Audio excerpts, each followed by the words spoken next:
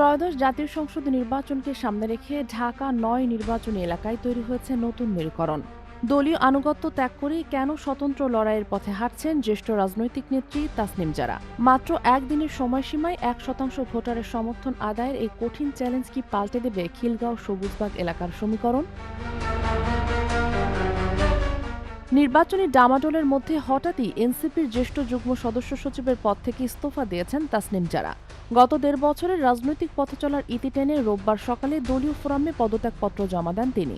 তারই পদত্যাগের পরপরই রাজনৈতিক মহলে গুঞ্জন শুরু হয় বিএনপিতে যোগদানের বিষয়। তবে বিকেলে গণমাধ্যমের মুখোমুখি হয়ে তাসনিম জারা সরাসরি জানান, আপাতত অন্য কোনো রাজনৈতিক দলে যোগ দেওয়ার পরিকল্পনা তার নেই, বরং ঢাকা ৯ আসন থেকে স্বতন্ত্র প্রার্থী হিসাবে সংসদে নির্বাচনে অংশ নেওয়ার চূড়ান্ত সিদ্ধান্ত নিয়েছেন তিনি।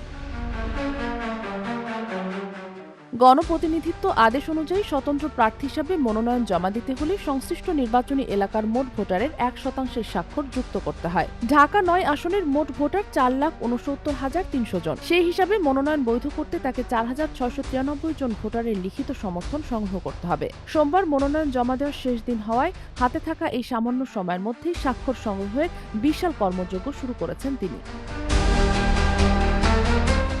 নিজের ফেসবুক বার্তায় তাসনিম জারা জানিয়েছেন, কোনো বড় দলের প্রাতিষ্ঠানিক সুবিধা বা সুসংগঠিত কর্মী বাহিনী ছাড়াই তিনি জনগণের মুখোমুখি হতে চান। খিলগাঁও, সবুজবাগ ও মুগদা এলাকার স্থানীয় বাসিন্দা হিসেবে সাধারণ মানুষের স্বতঃস্ফূর্ত সমর্থনের উপরই তিনি আস্থা রেখেছেন। তারেক রহমানের স্বদেশ প্রত্যাবর্তন এবং বড় দলগুলোর জোট গঠনের রাজনীতির মধ্যে তাসনিম জারার এই স্বতন্ত্র লড়াই ঢাকা ৯ আসনের নির্বাচনী লড়াইকে আরও প্রতিদ্বন্দ্বিতামূলক করে তুলবে বলে মনে করছেন রাজনৈতিক বিশ্লেষকরা।